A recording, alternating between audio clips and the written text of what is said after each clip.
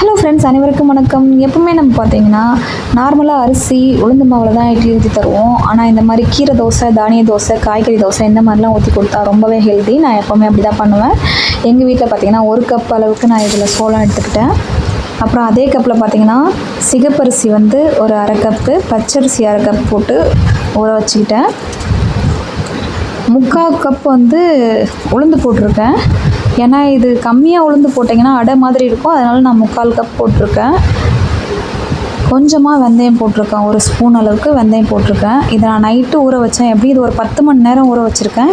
இல்லாட்டி கடன்னு சத்தம் வரும் கிரைண்டரில் போடும்போது. அதனால் 10 மணி நேரம் ஊற வச்சு இந்த மாதிரி நல்லா அரைச்சி எடுத்துக்கிட்டேன். இட்லியும் சுடலாம், இதில் பார்த்திங்கன்னா தோசையும் சுடலாம். இந்த அளவுக்கு பொங்கி வந்துருச்சு. பார்த்திங்கன்னா மறுநாள் எனக்கு ஒரு 6 மணி நேரத்தில் இது பொங்கி வந்துருச்சு.